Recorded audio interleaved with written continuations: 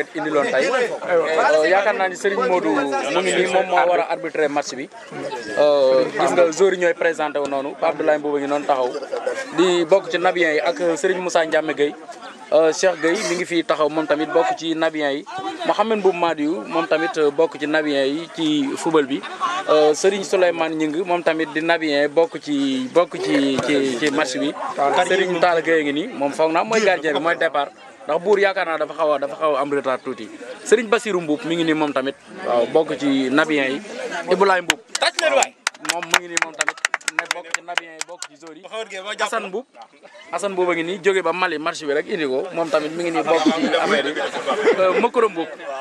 Makoro Mboub mi ngi nii Gardia Sala moom tamit bokk ci Zori bokk ci Nabiens yi Pape Sow moo taxaw noonu lang ak moom di grand joueur bu mag moom tamit ko ne xam naa xaw naa tiital gars yi tuuti Ibadou yi bon Bour Mbaye di grand gardien mën a góor macha allah mi ngi noonu taxaw Mohamed Mboub Ibnul Mouhib mi ngi noonu gis nga ko moo sol kaw si noonu équipement bi macha allah Alpha Sarr moom tamit directeur mi ngi nii bokk ci Nabiens yi moom tamit war a départ As Mboub alaaji tamit mu woon bokk ci Nabiens yi sans waa ji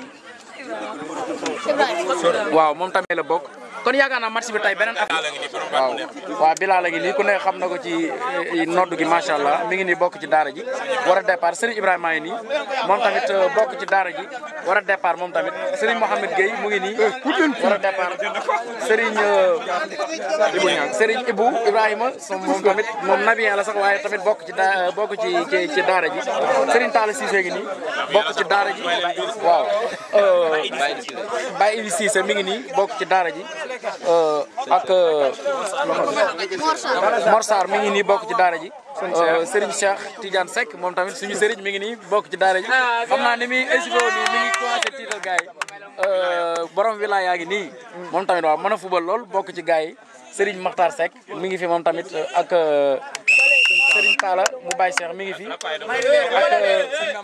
sëñ Mame Makan moom tamit day départ ci daara ji la bokk waaw Talla ngi nii moom tamit ak sama Serigne bële dafa mel ni ASC daara ji ñoom ñoo ako bal ñoo njëkk a centré bal baa ngi noonu dem na ci borom wilaya def na passe moom mooy Mohamed Mboub Ibnul Mouhib borom wilaya récupéré waat na bal bi jox na ko Mohamed Gueye moom tamit gis nga mooy contrôlé ok tous bi mi ngi jëm ci waa daara ji ñoom moom ba tey ok sëñ Idi Cissé Souleymane génn na bal bi contrôlé pour ala Bass Mboub Bassirou Mboub attention oh là là récupération pour Assane Mboub passe na Pape Sow toujours Pape Sow Habib waxul dara Makoro gis nga ni mu def bal bi noonu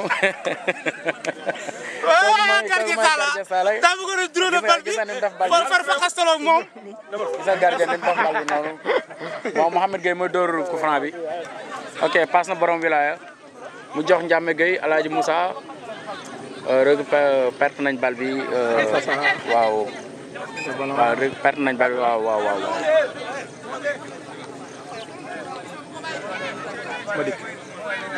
le Bass Mboub waaw ma dikkee moo bon foog naa Orizora arbitre bi tiré le Bass Mboub le door le waaw Bassirou Mboub mooy door bal bi noonu Orizora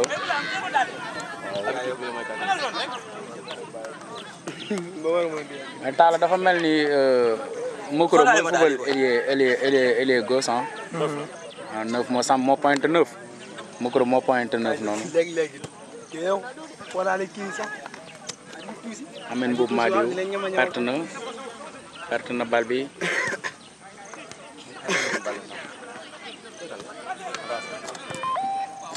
Bassirou nangu war na ko parce que def na passe Alpha Sarr la passe Alpha Sarr jox na Moussa Ndiame borom wilaya perte nañ bal bi waa daara ji instant bi ñoo appo ok góor bi jàpp na ko Assane Mboub mooy contrôler noonu voilà ñàkk nañ borom wilaya Pape Sow ok bokk ci Nabiens yi gis nga moom bal du ko romb vraiment booy bi jàmbaar la ko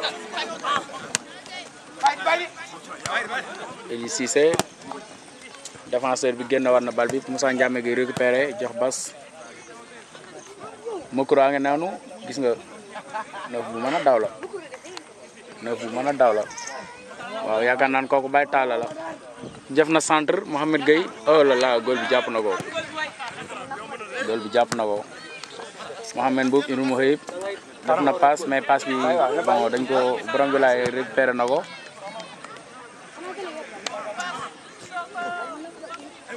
match baa ngi bëgg a tàng Ameth Mboup Madi passe na Mokuro Ameth Madi passe na Mokuro waaye Mokuro dafa perte vraiment Ameth Madi passe na Mokuro perte bal bi nekk tous quoi tous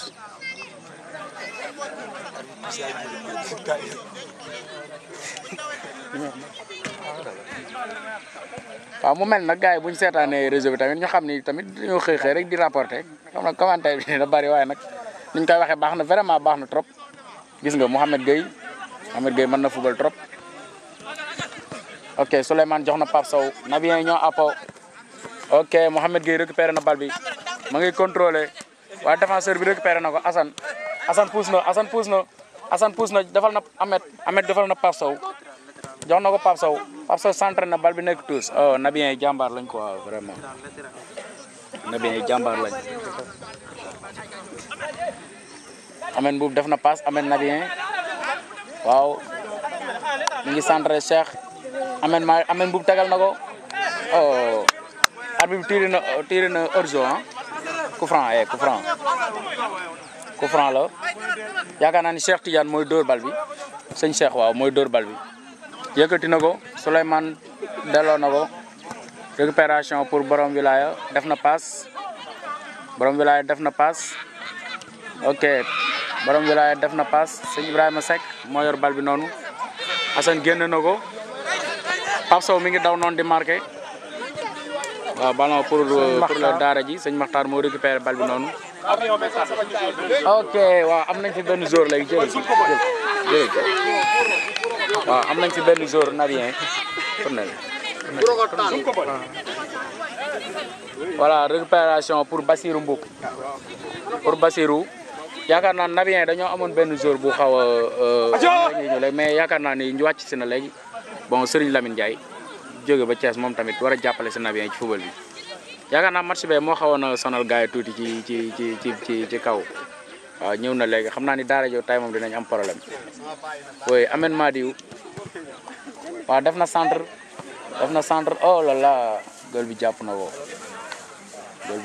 Baye Talla Goro Ndiame Gueye moo yor bal bi noonu ok Ndiame Gueye xam naa ni tay moom bu fexee ba dóor Goro bi dina am problème trop ni muy def ba dugg kër Baye Cheikh tay dina am problème ok Mokuro def na passe oh là là Mokuro accès gul ci camp yi sax dafa teel a dóor quoi xam naa dafa gëj a fubal góol bi gardien bi jàpp na ko waaw Assane Mboup moo récupéré bal bi noonu Assane Mboup def na passe jox nañ ko Pape Sow mais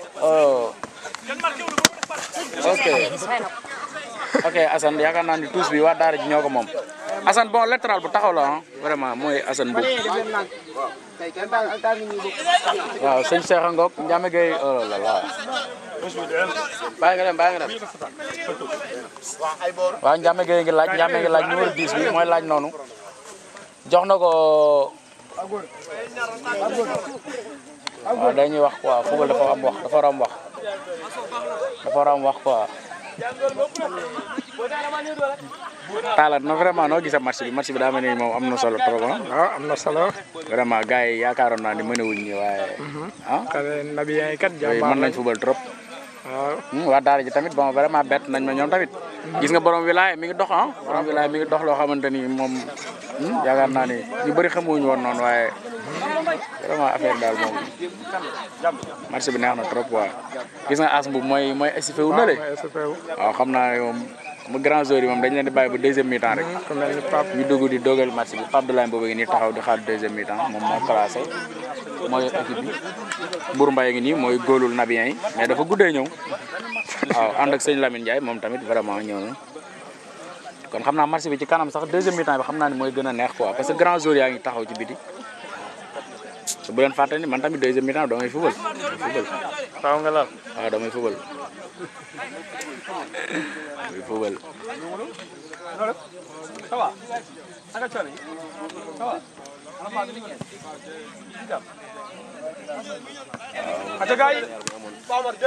Cheikh yaakaar naa ne mooy libéré waa Daara ji Cheikh ay libéré waa Daara ji ok Ahmed Madi moo mbëkk bal bi noonu jox ko Alpha Sarr dafa jox Ndiame Ahmed Madi Ahmed boobu Nabien Mokuro ok Mokuro ak Ahmed Thiès ñoo contrôlé noonu Mokuro dóor gis na bal bi tuuti mu dugal ko tir bi baax na trop xam naa ni suy ñaar léegi mu baax waaw oui vraiment tawa kaay fii ñu kii waay kaay maag yow ñu kii seq waxtaan waaw dafa mel ni Tafa match bi dafa mel ni instant bi mi ngi am rythme quoi. waaw moo ngi am rythme moom gars yi ñooy commencé football. waaw gis nga parce que Alpha Sarr gis nga moo récupéré noonu passe Mokuro. mais Mokuro jox na Ahmed Madiou. Ndiame Gueye oh là là. Ndiame loupé na bal bi. Ndiame Gueye ah daal loupé. mu loupé waaw. est-ce que mais match bi neex na de. voilà Talla Cissé pour Daara ji mu récupéré na bal bi instant yi dafa mel ni am na équipe bu dominant. waaw Nabien nag ñoo waaw dafa mel Nabien instant yi ñoom ñoo dominé. parce que waa Daara ñoom par contre attaque la ñuy jouer quoi. ah d'accord d'accord. mais Mokuro moom moo dégg nekk ci match bi. Mokuro waaw Mokuro moom instant bi xam naa ni bii la gën a bëgg nag. waaw bii la gën a bëgg. waaw parce que bii la gën a bëgg boo gisee ni muy kii nii dafa mel ni moom bii rek lay gis. bii la gis waaw. waaw mais loolu lépp rek ci xeetu bëgg a gagné. waaw loolu la lépp ci xeetu bëgg a gagné. xam naa man mi rapporté yàlla na bu ñu yaakaar damaa farfenn sax waaye ci kanam maa la fugul ci Nabien yi. ah ci kanam da ngay dugg. waaw maa ngi dégg seen benn xista waa Daara ji. xam naa ci kanam dinañ ko lancé gars yi. ok xam naa xista boobu moom bu ñu ci accès rek boo moytuwul dinañ gagné. waaw parce que ñaareel bu ñuy fubal.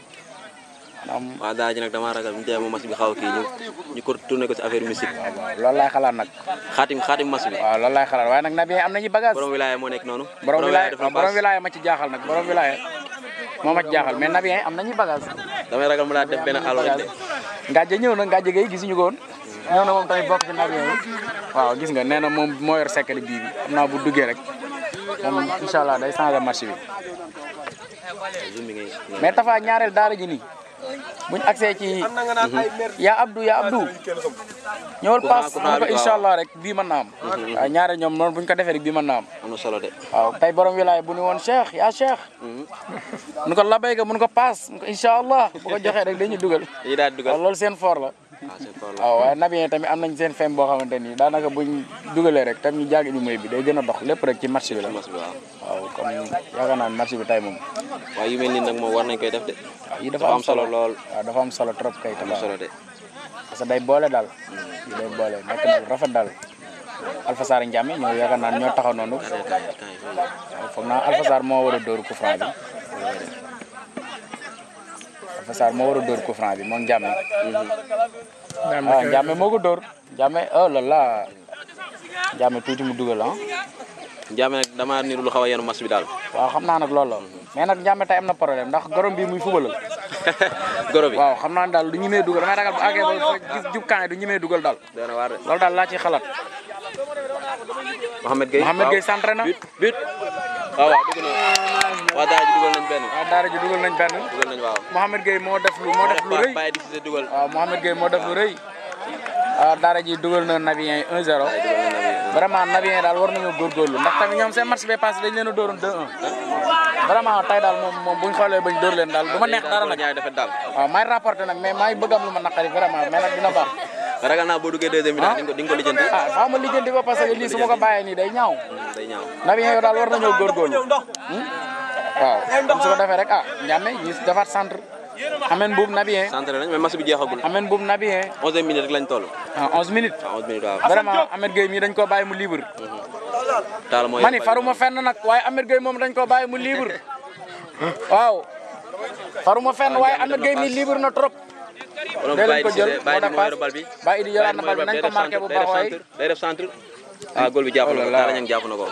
Talla nay jàpp bu baax moom tamit te jàpp lañ ko sant ay camp buñ la ci tegee dañ la wax pour nga jàpp waaw def nañ centre Alpha Sarr dem na Alpha Sarr ak Baye Talla waaw Baye Talla génn na bal bi vraiment Baye Talla jaaxal na ma quoi parce que bal bëggul bal benn bal romb ko vraiment Baye Talla ay mbiram jaaxal na ma quoi défenseur bu baax la waaw Baye Talla ay mbiram jaaxal na défenseur bu baax la mani faruma fenn la mais Ahmed Gueye mi libre na trop Ndiame Gueye Alpha Sarr faruma fenn la Alpha Sarr Souley Diagne Alpha Sarr Soore yaa ngi si biir Alpha Sarr Baye Talla Gueye Alpha Sarr mi Baye Talla Gueye mooy ko dara ah arbitre nee na coup franc la Soore gis nga ni kii coup franc la wala coup franc bi nu mu jëm Nabien ñoo ko waaw moom bu dee Nabien ko moom rek jaadu na bu dee Nabien ko moom jaadu na ba Tafa bu wax loolu bu dee Nabien ko moom rek xam nga ni jaadu na waaye man de gisuma ko moom parce que boo xoolee kii daara ñi ngi gaañe rek ñi ngi commencé di gaañe vraiment loolu war nañ cee wax jëloon Ndiame daa mel lu xaw a sonn te dama jàpp ndig li ah Ndiame waaw moo sëgg nii waaw mais pourtant dafa mel ni match bi mu commencé daw léegi ay 12 minutes lay tolloo mais moom dafa yaru match bi maa ngi la koy wax léegi boo dégloo maa ngi la koy wax dafa yaru match bi ok waaye nag mooy 10 moom match lu métti métti yaa ko war a réglé moo koy gérer de moom xam naa ne moom bu teelee jeexal rek du baax ci Nabien yi quoi bu teelee jeexal rek du baax ci Nabien waaye nag nañ ko bàyyi xel waaw nagu mag du yàqu mbopp waaw du ko yàq nagu mag du yàqu mbopp coup franc waaw vraiment gars yi dañ dul centre di jéem a dugal coup franc yi loolu daal di affaire professionnel yi Nabien yi indi daal vraiment moo ma xaw a jaaxal ci match bi buñ fugaloon rek ci yoon mais ku ci teg coup franc vraiment da nga koy bëgg a dugal ci camp yi en direct loolu dañ ko war a bàyyi tey passante daal sëñ Cheikh mooy door bàyyi waaw Mohamed Gueye bëgg naa ñu jël ko bu baax parce que borom wilaya mbëkk na ko borom wilaya ni muy mbëkkee garaaw na sëñ Maxtaar contrôlé na sëñ Maxtaar dem waaye sëñ Maxtaar def na centre bu mu dugg waaye bu mu dugg très bien arbitre waaye arbitre man ozone bi jaaxal na ma de c'est normal nag tafaay tamit arbitre ozone bu ko tiré moom mais c'est normal nag arbitre man bal de moom day fond rek kan moo ko tiré ah wax na dëgg arbitre bi wax na dëgg parce que Basirou moom moo yor bal bi noonu Bas door na Baye Talla Gueye ci marquage bi Alpha Sarr daara ji vraiment seen gaañ war nañ ko bàyyi Alpha Sarr jël nañ bal bi Nabien jël nañ bal bi seen médicat door na bal bi Maxtaar contrôlé na yóbbu na Maxtaar yóbbu na Maxtaar xamu na ni la mën a fubale vraiment Nabien jëlaat nañ bal bi moom dafa taxaw vraiment bal bi Alpha Sarr def na centre def na balde biilo dee leen daw bu baax balde biilo gardien bi jàpp na ko oh là là match bi tàng na de Baye Talla Talla Gueye moo yor bal bi noonu Baye Talla def na dégagement bi baaxul dégagement baax xam naa suuf see xaw a bëri Souley Diagne moo yor bal bi noonu def na centre suuf see xaw a bëri Baye di Cissé Baye di Ahmed Madi vraiment jàmbaar la Baye di nangu benn bal romb ko Baye di Sëñ Ibra Mohamed Gueye moo nekk si bal bi noonu waaw kooku Pape Sow la moom dafa mën a fubal boo gisee ni muy dawee rek nga xam ni dafa mën a fubal Talla Cissé Talla Cissé dañ nangu bal bi Mohamed Gueye abi neen ozo la merci waaye mun soo daa mel nag yéen abi bi da leen xaw a jàppale de faruma fenn mais dëgg la ah parce que lii ay orzo yu garaaw la waa Talla Gueye abi dama ragal gars yi dañu ko jox mburu avant ñu ñëw de non du loolu sax dafa tiré yoon rek parce que Ahmed Gueye mi bëgg na ay orzo trop moom tamit sëñ Cheikh ak Makuro waaw Makuro def na Makuro def na lu baax passe bi baaxul gis moom moo yor bal bi passe na ko borom wilaya passe bi moo baaxul borom wilaya Assane fexeel ba génn ci joxal Pape Sow récupéré gaante terrain Pape Sow Assane Mbuub dem na Assane Mbuub def na centre Baye Talla Seck moo yor Baye Talla Seck l'homme de match Baye Talla Seck waaw bal bi war a doon but ba dugg na but non simet abi neen ko oh là là faruma fenn nag bu gars yi dégg rapporté bi ni ma kii man damaa far feete mais man ñëpp laa faral mais il faut ma waxee noonu nag parce que tamit ku ma dégg ne ma xam ni ci yoon rek laa ko teg abi neen ko fan la waaw bu dee ku fa nu mu jëm coup franc bi de nawi gi ñoo ko moom waa daara ji daara ji ko moom arbitre bi est-ce que li muy def yoon la kon Ibu Ñang moo teg coup franc bi noonu arbitre bi war nañoo seetaat ay mbiram dégagé na ko vraiment dafa mel ni daal voilà borom wilaya moo yor bal bi noonu borom wilaya amen boobu nabi ma marqué noonu Ahmed Ibnou Moïb borom wilaya dégagé na waaw Baye Cissé mooy njëkkante Talla Gueye mbëgg na bal bi mu génn vraiment góol bi def na lu nice quoi waaw parce que góol buy mel ni lu nekk défenseur di mbëkk ak yëpp vraiment loolu rafet na trop quoi te ci Nabien yi la far nag waxewu ma ko pour dara mais gis nga Alpha Sarr mais professionnel la mais xam naa dafa gëj a fubal moo tax yooyu muy def yëpp kiyagul quoi xam naa ci kanam nag dina ñëw su demee ba tàgg peut-être dina ñëw quoi waa daara ji am nañ tous Baye di Cissé Baye di Cissé vraiment daal jaaxal na ma ko ay centre yu garaaw lay def Mohamed Gueye moom Mohamed Gueye dugalaat rek la bëgg Mohamed Gueye mi xale bi mayu ko dara de waaw Assane la Assane Mbuub mi mayu ko dara Assane Mbuub rakkuma joojo Mbuub la waaye nag yow kii Mansour waaw nam yooyu am na xale yu ñàkk taal bi bu ñu rebal bi daal dañuy ñëw rek daal sa kaw waaw loolu la ñuy def nag fubal la rek fubal bee ko laaj nag tafa fubal bi la nag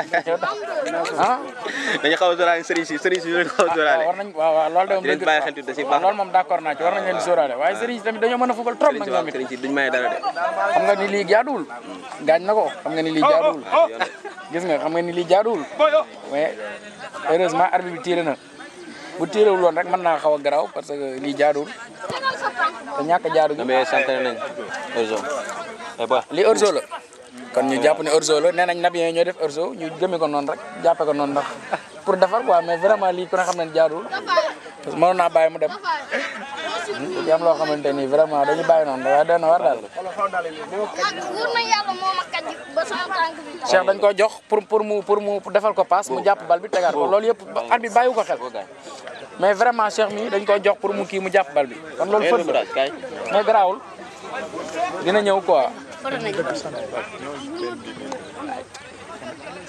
gars yi jël si sama fii daa am ay arab ak ay kii gars yi ko ci arab sóora am nga benn kii ku la ko mën a waxal ci arab anamu waaw dañoo bëgg nag tey fii arabisant ak yëpp ñu ngi fi parce que mbirum daara ji lañ wax kon bu fekkente ni sóora boobu dafay taxawal nabiyen yi di rapporter faralul kenn nag war nañu am kenn ku jóge ci daara ji bu seq ak ñun ci wàllu arab bi su ko defee ñun ñu yor olof bi mu yor arab bi ñu ngi koy ñaan daal vraiment mu jege si su ko defee bu ñu waxee ci daara ji lu kii bu leen mënee tontu mu tontu leen ndax ku ne xam ne daara ji dañuy gaañe rek mën nañ fubal trop nag mais ñi ngi gaañe quoi mais yàlla baax na ñi ngi gaañe rek mais yàlla baax na.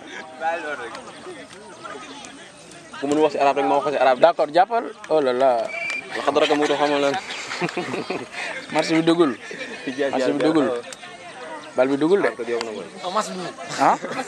waaw mas nuun. waaw sëñ bi yooyu yëpp rek ci xam nga buñ la naree gagné boo xawee jaxasoo léeg-léeg nga wax loo am doo ci bàyyi nag moo dóor bal bi noonu. waaw waaye nag. ah. moom lu mu invité nii moom. arbitre bi lu mu wax noonu. daa may ne vraiment bu dee. Sora. arbitre tuuti war nañoo xoolaat man jaaxal mooy nabiyen yi dañoo bëri ay remplaçant trop. lépp damaa ragal ñaari équipe ngeen di def. moom kay xam naan daal ne kenn mënut a wax lépp rek waaye question boobu boo ma ci dugalee rek. day sonn damay xaw a jaaxle ndax. Pape Sow ak Isma. Pape Sow mais Pape Sow mi mën naa fubal trop. dafa mën a fubal waaw day sonal équipe. mën naa fubal moom moo sonal gars yi. day sonal équipe quoi. Pape Sow ak Souleymane Diagne ñoo xaw a sonal gars yi. Makoro def na passe. léegi waxoon naa la léegi ni la am na loo xam bu ko daara ji jëlee rek. soo moytuwul dinañ gagné. borom wilaya. mun ko labayka mun ko paas mun ko incha allah. dinaa la ko jox. biñ ko defee rek. jox ko yor ba bi noonu. ci la Mouhamed Gueye demee ba ne Souleymane joxal paas waaw bu leen gaawoon. yéen la rek voilà merci faraluma kenn mais très bien nabiyen yi dem leen. waaw Makhtar dem na daara ji jox na ko Seybra. Seybra dafa mel dafa xaw a gaaw gis nga ko Seybra daa bëgg a sant rek waay Seybra mi waay. ok kon bal bi mujjul dugg. heureusement loolu la yàlla dogal ah. farlu Baye Ndiame Gueye moo yor bal bi Ndiame def na passe. booy bi defal na ko une deux. Ndiame ak Baye Talla ñoo daaxante Ndiame ak Goro bi. Ndiame ak Goro bi Ibou Niang bu ñu leen àtte. Ibou Niang mujj na àtte Ndiame ak Goro bi. waaw mujjul fenn quoi mujj leen àtte loolu sax moo ci gën. waaw Ibou Niang nga àtte parce que ndax bu ñu daje woon xamu nu mu fay demee waaw buñ paree problème day am. waaw problème day am. kon vraiment Baye Talla Gueye mi tamit war na si sóoraale ni Ndiame am na lu mu bàyyi xel kon moom tamit war na mën a am lu mu bàyyi xel daal. vraiment loolu daal moom. ñoom ñaar nag ñu daje si bal bi du ma neex de. waaw loolu du neex kenn Ndiame la gën a naqari sax fu mu ne nii. Baye Talla Gueye dégagé na. Mouhamed Gueye daal vraiment Mouhamed Gueye ak Assane Mboup. kenn mënu ko tere centre waaye bii yow Mouhamed Gueye def na crochet def na centre Makhtar. coup franc Mouhamed Mboup Madi mi vraiment. jàmbaar la dafa xam ne mi football nag. Assane Mboup tam mooy sama som. Assane tamit jàmbaar la mais Mouhamed Gueye am na nu mu ko def léegi nag. Assane mooy contrôlé bal bi def na passe si Makoro mais orzo la waaw orzo. bu ñu bàyyi woon orzo yi match bi dina gën a neex parce que fii ay grands joueurs nekk ñu fi loolu waroon nañ cee waxtaan avant ñuy démarrer parce que orzo yi vraiment moo xaw a tardé football bi. sëñ Cheikh Tidiane Moussa Ibrahima mooy teg match boobu mais ay mooy grands teg bal joueurs bi. ñu ngi ci biti yoo xamante ni taxaw yaakaar naa ne suñu duggee rek lu bëri dina sëñ Cheikh moo teg bal bi noonu pour war koo dóor. ah Cheikh waaw Cheikh Tidiane mooy dóor na centre ko passe Souleymane jël na bal bi Souleymane récupéré na ko jox na ko jox na Mohamed jox na ko Ndiame Goro ba Ndiame ak Baye Talla du ma neex de. vraiment Ndiame daal bu ñëwee day bàyyi Goro bi mu jàll lii daal war nañ cee seet. ay wax na dëgg de. waaw Bas def na passe. waaw sëñ borom wilaya. delloo na ko Bas récupéré waat na ko jox na ko Assane dëggal sa bal nga xool ki nga koy passe faraluma kenn waaw sëñ bi sëñ def na taaku ci kawam sëñ Cheikh def na taaku ci kawam bi daf mën a fubal trop waaw parce que Ndiame Gueye Baye Talla gaañu na waaw moo Goro bi ñoo dajoon ci côté corner daa mel ni Baye Ndiame moo kon bu Baye Talla Gueye tëddee nii vraiment Ndiame dafa mel ni ko xaw a tiit tuuti jaaxle na daal Ndiame xam naa ne vraiment instant bi jaaxle il faut mu yëkkati ko gis nga mi ngi koy defal ay affaire yëkkati ko waaw il faut mu yëkkati ko nii moo ci baax de moo ci baax waaw su jógee daal jàmm dina am yaakaar naa mooy baax bi sax gis nga Ndiame ngi rey waaw Ndiame kontaan na Ndiame kontaan na parce que Baye Talla jóg na vraiment daal équipe bi war nañoo xool daal bu ñuy fubal ñi kii parce que adversaire la day xaw a demee noo xamante ni doo ko mën a kii. waaw da ngay am problème daal yaakaar naa amènement bi mooy dem noonu ci corner bi waaw coup franc la coup franc arbitre. coup franc mais arbitre sëgg na ko xam ngeen ni lii jaaduwul Baytaal Gueye mooy contrôle bal bi arbitre noonu. tous baa ngi nii xam na ni sax lii Baytaal Gueye jaaduwul mooy contrôle bal bi. vraiment def na door mais door bi baaxul. kay door bi baaxul. Mohamed Mbuub moo yor bal bi noonu Ndiame moo koy laaj. Mohamed Mbuub. vraiment seen passé daal jaaxal na ma du ñëw parce que ñoom duñ jox kenn mais match bi neex na de. waaw match bi neex na trop mais Nabiens yi problème bi ñam mooy grand joueurs yi dañoo nekk ci biti duggaguñ quoi vraiment loolu mooy problème bi mais yàlla baax na daal faraluñ kenn nag. Pape Mboup tamit moo ngi nii tamit xam naa ne moom bu duggee moom. Pape Mboup duggagul. waaw sëñ Lamine Ndiaye tamit gis nga mu ñëw na mais duggagul. vraiment match bi tey daal doy na war daal. match bi doy na war trop Ngathie ngay ñëw na Ngathie. Ngathie tamit moo ngi nii fi mais duggagul moom tamit. waaw yooyu yëpp As Mboup tamit moo ngi nii moom tam. Ibou Niang Moustapha Dieng Simet. Tafa Dieng ñëw na. waaw Tafa Dieng ñëw na yéen am ngeen ay joueurs yu baax sax bu taxawoon neuf. Ndagg Tafa Dieng moom saxoon neuf ba tey kër gën leen terrain bi waay ah. waaw dafa mel ni Nabiens yi la ñuy artu noonu pour ñu pousse tuuti. ok waaw match bi mi-temps na. waaw première mi-temps. dafa tey. yaakaar naa ne premier mi-temps bi noo ko gisee. non vraiment première mi-temps bi match bi neex na trop. am na solo am na solo daara ji fubal nañ Nabiens yi fubal nañ. mais arbitre bi dama bëggoon coup franc yi mu xaw koo yokk jëmale ko ci Nabiens yi. parce que vraiment ku nekk xam na ne waa daara ji dañuy gagné. ah ki fi nekkal waa daara ji bu fekkee daal mën naa ñëw fii ñu taxaw wax. mais man arbitre bi tamit xaw naa jàppale Nabiens yi tuuti daal. mais lépp dina leen deuxième mi-temps. sa gis-gis nga wax rek waaye ci kanam. teg leen seen baaraam foofu ñu dem amoon nañ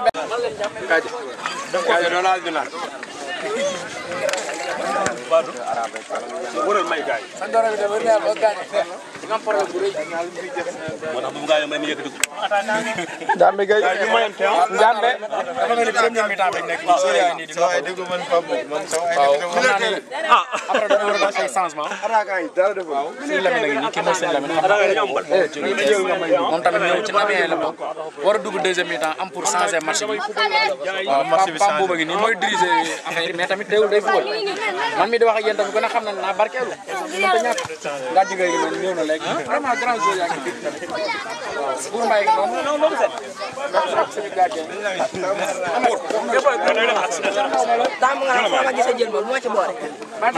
buur na góolu Matal Cheikh Ndaw ngi nii ci kanam dafa dugg moom tamit yaakaar naa ne bii bi ci moom la non da nga amul place supporter ci ko non si c'est vrai waaw waaw arbitre Valédo Aliou waaw li télé la arbitre bi xam première mi-temps bi.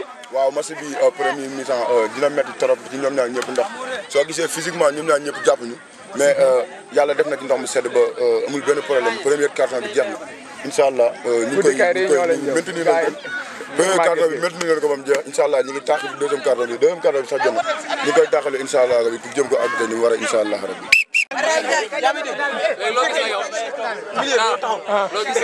ah bon ngay jaay Cheikh borom simel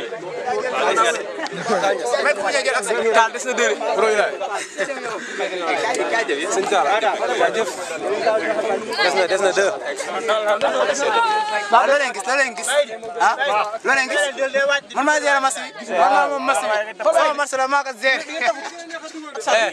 sama match la maa ko gérer.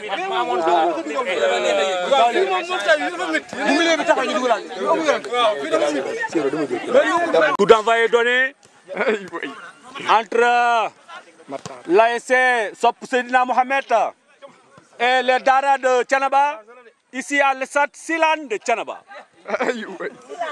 Même Silane, oui. Donc ballon pour qui? Ballon pour Baïdi. Baïdi qui essaie de donner à qui cherche qui? L'axe central. Le numéro 5 qui met dans les tous amortissements de Alpha Sarr. Mauvais amortissement de Alpha Sarr. Tafa Dieng, attention. Tafa. Chérif qui donne à qui? Chérif à Mohamed qui essaie de trouver son partenaire, qui trouve Alpha Sarr. Alpha Sarr qui va essayer de renverser pour trouver son numéro 9 qui ne trouve pas de force. Oh, la faute. Arbitre ne tire pas. Arbitre ne tire pas, il n'y a rien. Donc le jeu est en train de se dérouler ici à le stadium Silane de Thiénaba. Arsenal. Oui. C'est pas Arsenal, c'est Silane. Le numéro 99 qui va essayer de chercher son partenaire qui le trouve. Attention, il y a un joueur blessé. Il y a Cheikh qui est couché là-bas de l'autre côté. Donc l'arbitre central qui arrête le jeu maintenant. L'arbitre qui arrête le jeu. Donc il y a les secouristes qui vont essayer de s'affairer autour du joueur blessé. C'est le joueur de l'ASC Dara. C'est le joueur de l'ASC Dara de Thiénaba. Cheikh Tidiane Seck. Mansour, maintenant le match, on est en train de... Voilà. Mantendiaï le coach, hein? Oui, je crois que c'est Mantendiaï le coach de l'ASC Dara qui est en bloc et en babouche jaune avec son chapelet en main. Oui, Mantendiaï. Donc, il y a Mohamed Gueye qui va essayer de... Non, maintenant le ballon. Le ballon était sorti en touche. Il y a changement de gardien. Non. Boy, gën leen terrain bi. jëloon Ndiame Gueye. Templation Ndiame. Donc le jeu est en train de se dérouler. Mokoura qui cherche son partenaire, qui le trouve. Non, qui ne trouve pas. Mohamed Ning. Mohamed Madiou, attention, non. En touche, non, coup franc en faveur de l'ASC Dara. Mbaye Cissé qui dégage, qui met dans la boîte, qui essaie de trouver son avançante. Attention, Makhtar Seck. Attention Makhtar. S'il vous plaît, may leen tribune de presse bi nii. Voilà. Donc nous sommes avec notre caméraman maison Tala Nias. Voilà, Tala Cissé qui va essayer de chercher son partenaire, qui perd le ballon. Bourmbaye qui dégage, qui met dans la boîte, qui perd le ballon. Attention, ballon en défense. L'ASC Dara qui essaie de développer son jeu. L'ASC Dara qui cherche son milieu de terrain. Attention, qui crochette. Oh, qui met un bon ballon. Mohamed qui va essayer, qui met le centre dans les bras du gardien de but. Ibrahim Baïtala Niang. Attention, Mohamed Madou. Non, le numéro 9. Pape Sao, on me dit. Oh, ça c'est mon goro. Baïtala Seck. Pambou mooy dugg numéro 10. Pambou. Non. Attention, il y a un changement qui se prépare. Attention, ballon pour qui? Makhtar qui essaie de trouver son partenaire, qui le trouve, qui cherche Baïdi. Attention. L'arbitre qui sort, le gardien qui sort et qui prend le ballon. Il y a un changement qui se prépare ici. Il y a un changement. Pape Abdoulaye Mboup ou bien Mansour Mboup.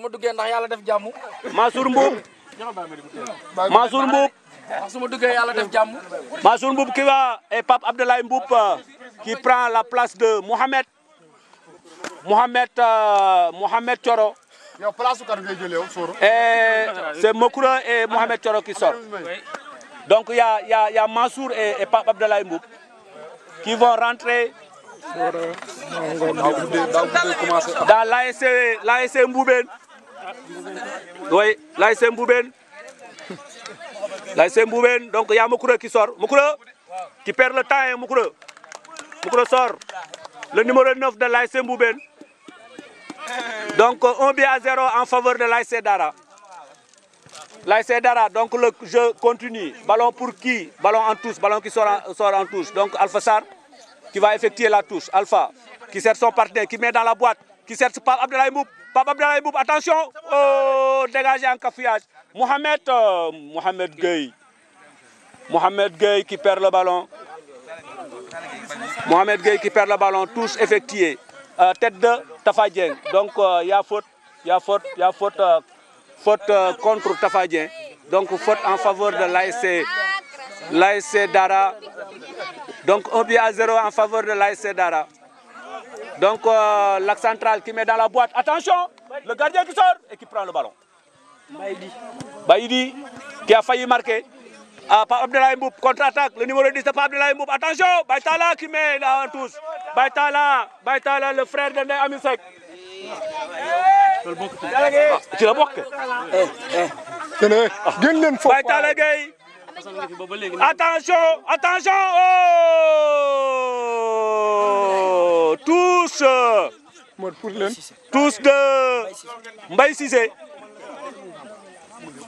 Attention, tous effectués par qui? Tête de Baïtala qui met en touche. Non, il n'y a pas de faute. Attention, Baïtala qui fait un bon match. qui fait un bon match dans l'axe central de l'ASC Dara. Baïtala Gueye qui fait un très bon match. Donc je vous rappelle que l'arbitre central c'est Modou Cissé dit coach. Du coach de l'ASC Entente. Modou Cissé, donc ballon Mbaye Cissé. Mbaye qui donne à qui? Attention, Tala qui cherche Baïdi, attention, rude bataille dans l'axe central. Rude bataille. Oh! Avantage, attention, le centre au rendez-vous. Un très bon centre au corner, non? Non. Il n'y a pas de force. Est-ce que l'île est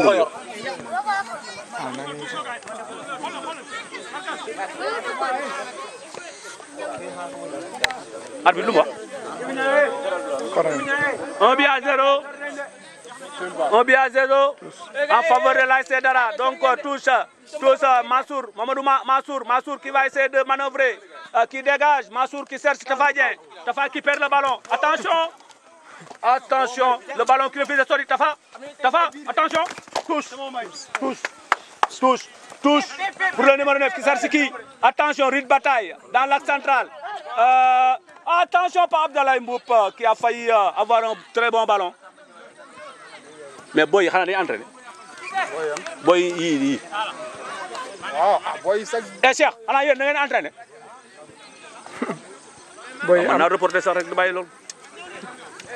Attention, ballon pour qui? Ballon pour Baïdi. Baïdi qui sert son partenaire. Baïdi, ballon pour l'ASC Dara. Attention, coup franc. Un très bon coup franc en faveur de l'ASC Dara. Un très bon coup franc.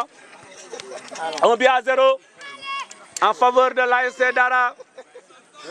But marqué par qui? Baïdi Cissé. Baïdi Cissé qui a marqué le premier but de l'ASC Dara, l'unique but de l'ASC Dara. Donc le jeu continue, un très bon coup franc qui va être tiré par Mohamed Gueye. Mohamed Gueye qui prend son élan. Un coup franc qui part de la gauche vers la droite. Attention, dans les bras du gardien de but, Tala Nyang. Tala qui dégage rapidement, qui cherche son avant-centre, Pape Abdoulaye Mboup qui perd le ballon. Il y a Baïtala qui va essayer de chercher son partenaire qui fait le gain de money. Baïtala Gueye. Oui, attention. Ah, quel geste technique. Quel geste technique. Attention, Mohamed qui perd le ballon. Bour qui va essayer de trouver qui met le ballon en touche. Bour qui met le ballon en touche. Bour qui met le...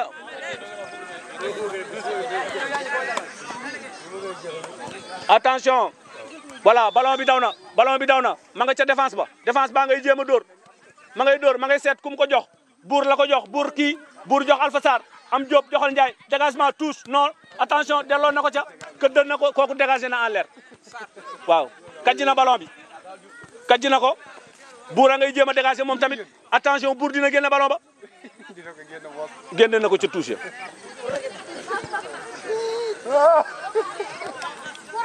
Bour génne na bal ba. Ca Silania. Tête de Bour. Attention, ballon pour qui? Ballon pour l'ASC Dara. Coup franc et carton.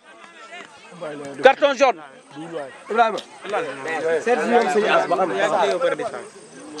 Xam nga li ngay wax nii dugg na waaw. Waaw. C'est le caméraman Talla Niass de Saga. Attention, coup franc. Talla Cissé qui prend son élan. Oh, Talla qui met le ballon dans les mboy.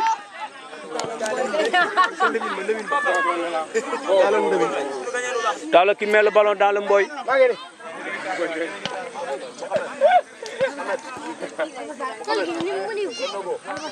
La balle. 6 mètres. Qui cherche Mohamed Madiou. Relance. Qui essaie de trouver son partenaire. Qui met dans l'axe. Mohamed, il faut mettre dans l'axe. Attention, bonne passe. Mohamed Massour qui va essayer de trouver son partenaire. Massour qui met un très bon centre de Pape Abdoulaye Mboup. Dans le sens adverse. Pape, au lieu de mettre le ballon dans le but, il a dégagé le ballon. Il a fait sortir le ballon. Ça, c'est quoi? Attention. c'est qui? Souley Ning. Coup franc. Et pas Boub, quand il fait le fait. Tafa Dieng, attention, dégagement de Chérif. Oh, occasion, ballon qui sort. Le ballon qui sort. Dégagement du gardien de but qui met le ballon en touche. 1-0. Mohamed qui amortit. Attention, le ballon qui sort. Touche dans la poitrine. Tafa Gueye, le mercenaire de la Cédara. Attention! Ballon pour qui le numéro 9 qui cherche Mansour. Mansour qui va essayer de trouver. Centrer. Mansour, il faut centrer. Voilà, très bien. Le numéro 9 qui va essayer de développer. Qui déborde. Baïtala qui sort. Attention, qui perd le ballon. Baïtala. Le ballon qui sort.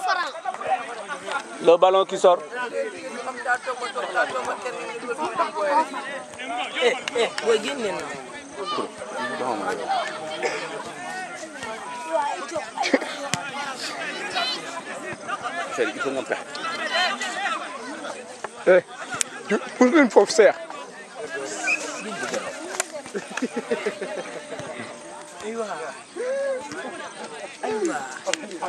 Ba Njambe kii sàcc dugg.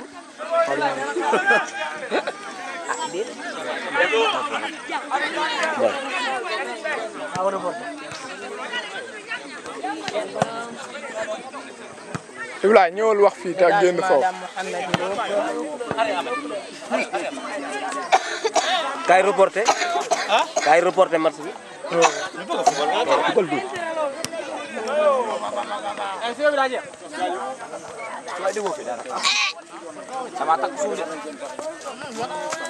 Bamba moo pousse noonu.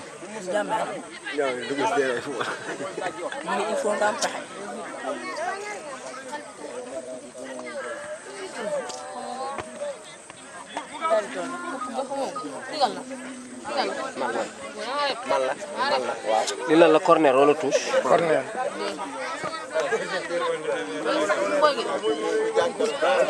Gën leen terrain bi lu leen gën dëgër bopp.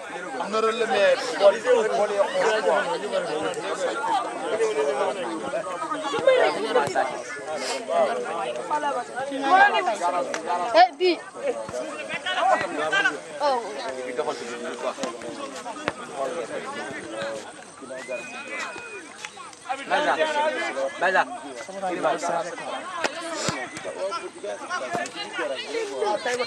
Alpha Sarr dugal na.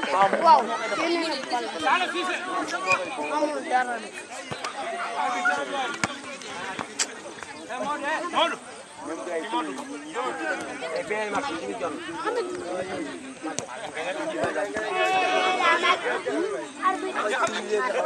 Sëñ Cheikh Saye dem na. Cheikh puusal foofu.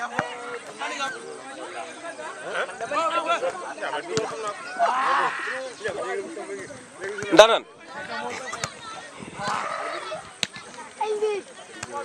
Waaw.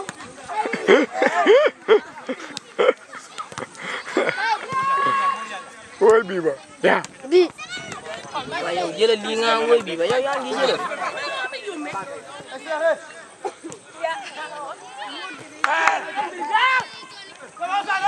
Bal de bii la. Tey Ousmane rey leen. Góol bi moo leen ci génn. Bon ramassement.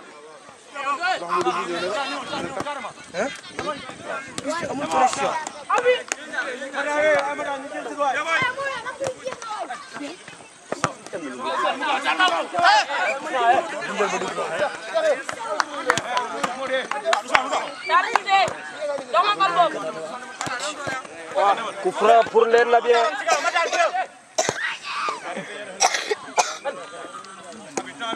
Ibrahima génnal fii.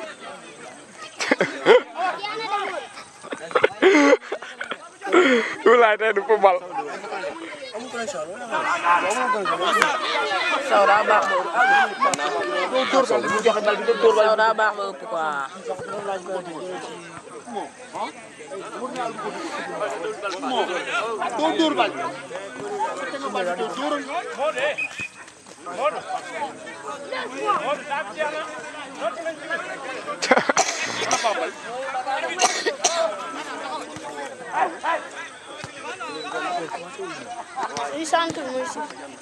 Ah, les ballons, le but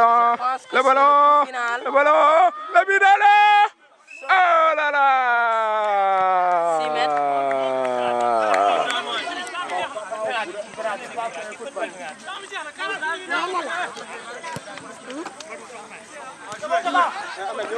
Le ballon qui va. Aja. Le ballon qui Talla Gueye. Il est tout li. Dugg na. Le ballon qui Tafa Gueye. Le ballon qui Baye, qui Cissé. Qui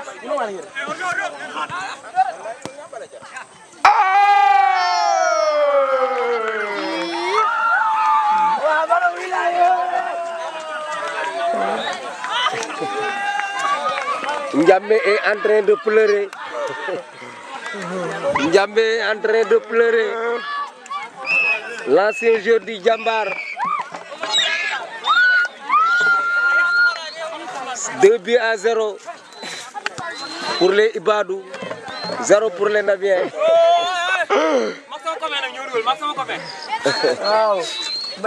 Gedd naa sax foo ma jox sama marak. Voilà Alpha Sarr. Alpha Sarr. Ballon les Nabiens yi. Partez un père, le pâté le plus Ah, le ballon de... Oh, le ballon de Talla Gueye. Oh, le Talla Gueye. Le Talla Gueye. Le ballon de Pape Sow. Le ballon de Pape Sow. Quel lamso, gosse.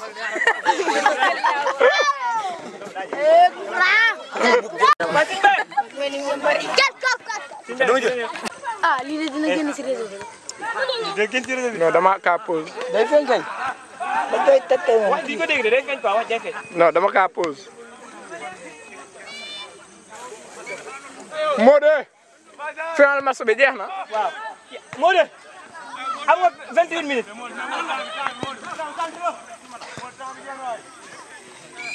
C'est bien. Modou Ibadou dañuy julli. Waaw. Waa arbitre Allahu akbar arbitre. Arbitre day julli arbitre Allahu akbar. Arbitre Ibadou dañuy julli. Max bi elle a terminé. Boy kat mënu bàyyi li yow. Ak nan nga fa jàngatee tey ak défense bi gis naa ni ko te gis naa sa goro sax yenn yi ngi koy def di ko daaneel suuf kon tey noo gisee match bi. boo gisee dafa ma teg sama bakkan supporter yi ñii ñëpp man lañ fi teewal. dafa ma teg sama bakkan. waaw may ana may borom wi laay borom wi.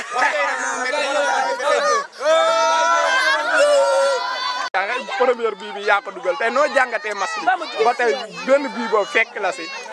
waaw match bi moom suñu ko jàngatee mooy gis nañ ni sport dafa bokk ci li nga xam ne te ni moo gën a gaaw a boole ay nit loolu lañ ciy jublu ndax dañoo jàpp ne ñun jàngkat yi jàng rek lañ am ak nekk ci jàkka yi toog di jàng rek non non ndax yeneen bi dafa waxoon ni jullit bi nga xamante ne bii dafa dëgër moo gën jullit bi nga xamante ne bii dafa ndaw aussi tamit yeneen bi sallallahu alayhi wa sallam dafa waxoon ni jullit bi nga xamante ne bii day jaxasoo mbokk jullitam di muñ seeni lor moo gën jullit bi nga xamante ne di jaxasoo ak ñëw loolu moo waral max bi nag ni ma ko jàngatee mooy ñëw nañ gis nañ ni ñu baaw am na solo loolu ñëw nañ gis nañ ni yor nañ équipe ñu taxaw am benn dugal ko daal di zérowaat ba dernière minute yi ñu ñëw doggali leen. gis nga ni lii daal waru fee gëj daal. lu mel nii waru fee gëj lu mel nii ndax day boole ndax ñu bëri tey xamee naa leen ci daan naa dégg ñu naan ay story mbuub tàggat yeneen bi mais xañ na ci image daa daan gis mais tey xam naa ko ñoom ñëpp xam naa leen quoi.